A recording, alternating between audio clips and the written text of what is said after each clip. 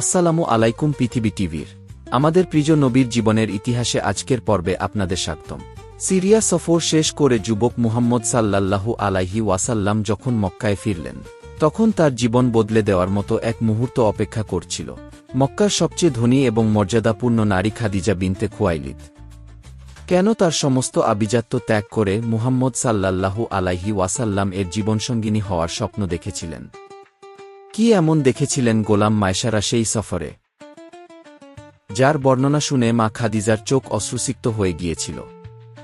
আজ আমরা জানব সেই পবিত্র এবং শ্রেষ্ঠ বিবাহের 10টি ঐতিহাসিক ঘটনা।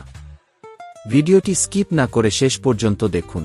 এক মায়সারার বিস্ময়কর বর্ণনা ও মা খাদিজার কৌতূহল। সিরিয়া থেকে ফেরার পর মা খাদিজা তার বিশ্বস্ত গোলাম মায়সারাকে একান্তে ডেকে পাঠালেন। মায়সারা সফরের প্রতিটি মুহূর্তের বর্ণনা দিলেন। তিনি বললেন কিভাবে মেঘের ছায়া মুহাম্মদ সাল্লাল্লাহু আলাইহি ওয়াসাল্লামকে অনুসরণ করত, কিভাবে নেস্টোরা পাদ্রী তাকে নবী হিসেবে স্বীকৃতি দিয়েছিলেন, এবং কেন মূর্তির নামে কসম খেতে তিনি ঘৃণাভরে প্রত্যাখ্যান করেছিলেন। মায়সারার প্রতিটি কথা মা খাদিজার হৃদয়ে এক গভীর রেখাপাত করল। 2 মায়সারাকে দেওয়া মা খাদিজার বিশাল পুরস্কার। মায়সারার মুখে নবীজির সাল্লাল্লাহু আলাইহি ওয়াসাল্লাম এমন অলৌকিকতা এবং চারিত্রিক মাধুর্যের কথা শুনে মা খাদিজা এতই খুশি হলেন যে তিনি মায়সারাকে তৎক্ষণাৎ দাসত্ব থেকে মুক্তি দিয়ে দিলেন। শুধু তাই নয়, তাকে প্রচুর স্বর্ণমুদ্রা এবং দামি পোশাক পুরস্কার হিসেবে প্রদান করলেন। এটি ছিল মূলত নবীজির সুসংবাদ বহন করে আনার এক প্রতিদান। 3 মা খাদিজার অলৌকিক স্বপ্ন ও অনুপ্রেরণা। বর্ণিত আছে যে সেই সময়ে মা খাদিজা একটি স্বপ্ন দেখেছিলেন। তিনি দেখেছিলেন আকাশ থেকে একটি উজ্জ্বল সূর্য মক্কায় নেমে এসেছে এবং তা ধীরে ধীরে তার ঘরে প্রবেশ করে চারপাশ আলোকিত করে দিয়েছে। তিনি যখন এই স্বপ্নের ব্যাখ্যা মক্কার প্রখ্যাত আলেম ওয়ারাকা বিন নাওফালকে জিজ্ঞাসা করলেন, ওয়ারাকা বলেছিলেন, তোমার ঘরে এই জামানার শেষ নবীর পা পড়বে।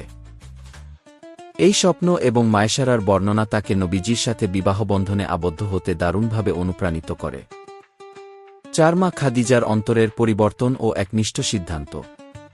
মক্কার বড় বড় কুরাইশ নেতারা মা খাদিজাকে বিয়ের প্রস্তাব দিয়ে প্রত্যাখ্যাত হয়েছিলেন, কিন্তু মা খাদিজা খুঁজছিলেন এমন একজন মানুষকে যার মাঝে রাজকীয় ধন সম্পদ নয়, বরং আসমানি নূর এবং চারিত্রিক সততা থাকবে।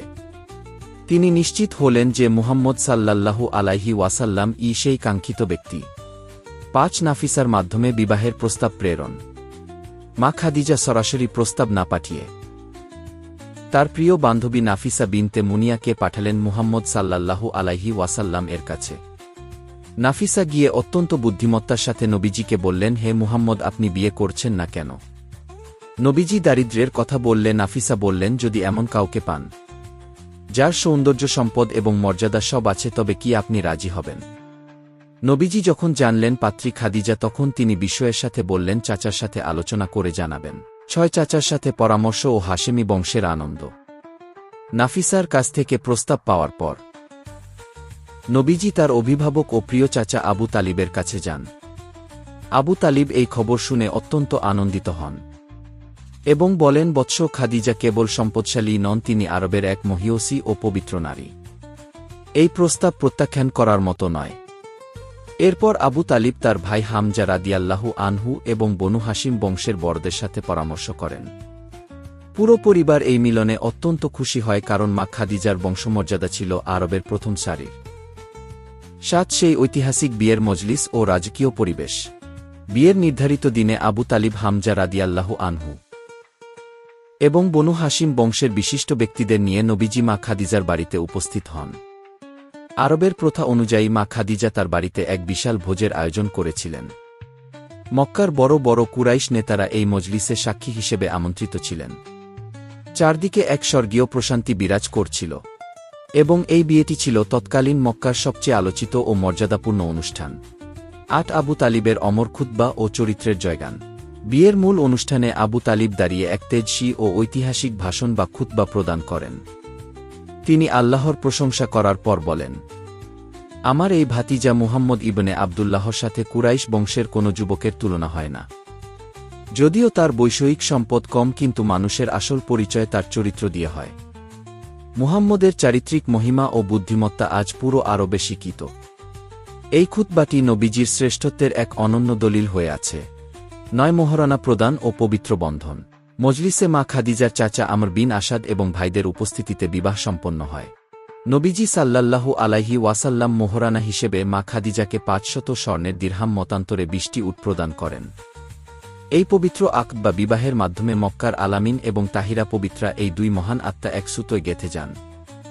বিয়ের পর আবু তালিবের চোখে আনন্দের অশ্রু দেখা গিয়েছিল, কারণ তিনি তার এতিম ভাতিজার ঘর গোছানোর দায়িত্ব সফলভাবে পালন করতে পেরেছিলেন। 10 ত্যাগের এক নতুন অধ্যায়ের শুরু। বিয়ের পর মা খাদিজা রাদিয়াল্লাহু আনহা তার সমস্ত অগাধ ধন সম্পদ নবীজির চরণে সোপর্দ করে দিলেন। তিনি বললেন, আজ থেকে আমি এবং আমার যা কিছু আছে সব আপনার। এই সম্পদই পরবর্তীকালে ইসলামের কঠিন দিনগুলোতে ছায়ার মতো সাহায্য করেছিল। এই দম্পতিই পরবর্তীতে পৃথিবীর শ্রেষ্ঠ আদর্শ দম্পতি হিসেবে পরিচিতি পান। প্রিয় দর্শক ও বন্ধুরা, মা খাদিজার সাথে এই বিবাহের মাধ্যমেই নবীজির জীবনের এক নতুন ভিত্তি তৈরি হয়। কিন্তু বিয়ের 10 বছর পর মক্কায় যখন কাবা শরীফ নিয়ে রক্তক্ষয়ী যুদ্ধের উপক্রম হয়েছিল, তখন নবীজি কিভাবে তার একক বুদ্ধিমত্তায় পুরো আরবকে ধ্বংসের হাত থেকে বাঁচিয়েছিলেন।